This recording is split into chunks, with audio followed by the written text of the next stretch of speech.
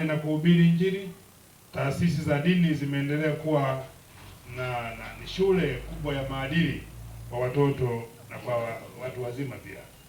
Lakini pia imeonyesha uzalendo, amani, upendo na mshikamano kama taifa.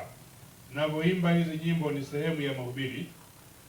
Unampa kazi rahisi sana mchungaji kuhubiri, kwa sababu Injili inaanza kunenwa kupitia uimbaji.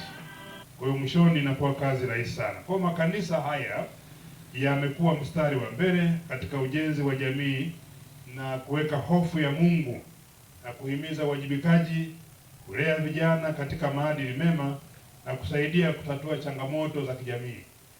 Kwa kanisa ndio maana kuna baraza kuna umoja wa viongozi wa dini, wanakutana, wanazungumza, wanashauri ili kuweka ustamilivu na umoja katika taifa. Kwa mchungaji, katika kipindi hiki ambacho taifa letu inaendelea kukua kwa kasi, mchango wa taasisi za dini hauepukiki kuliko wakati mwingine wowote. Nimefurahi kusikia kwamba kanisa la Ebenezer Tempa limejikita katika kuwalea watoto, vijana, wanawake na wanaume.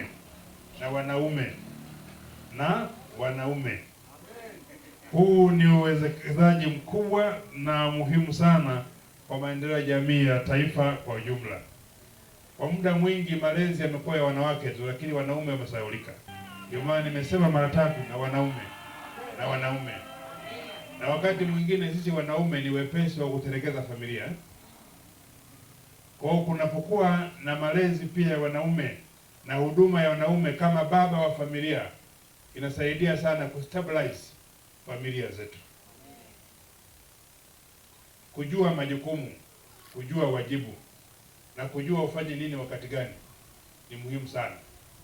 Manake semina nyingi zimekuwa za wanawake kwa muda mrefu, lakini kunapokuwa na semina za wanaume inasaidia sana baba mchungaji kuweka mustakabali mzuri wa familia kwa ujumla. Nalisema hili kwa sababu sisi wanaume huwa ni wepesi sana kukimbia familia pale mambo yanapokuwa magumu, lakini mama huwa anakufa na kwa kunapokuwa na huduma hii pia ya wanaume inasaidia sana kuwajenga wanaume na kujitambua kama baba wafanye nini na wakati gani. Nafasi ya wanaume isipokwe, ibaki pale pale.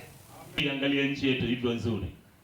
Katika nchi nzuri, wewe tazama ramani zote, angalia nchi zote, mataifa yote, utaangalia nchi nzuri. Imebaki moja tu, Tanzania. Inawezekana. Tumshukuru Mungu kwa ajili ya taifa hili. Tumshukuru Mungu kwa ajili ya watu wake.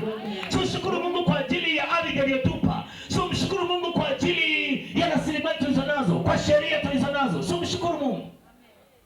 Mungu ametutendea. Nataka nikwambie kitu gani?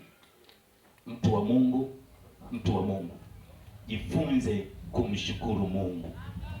Usibebe matatizo yako kuwaonyesha watu.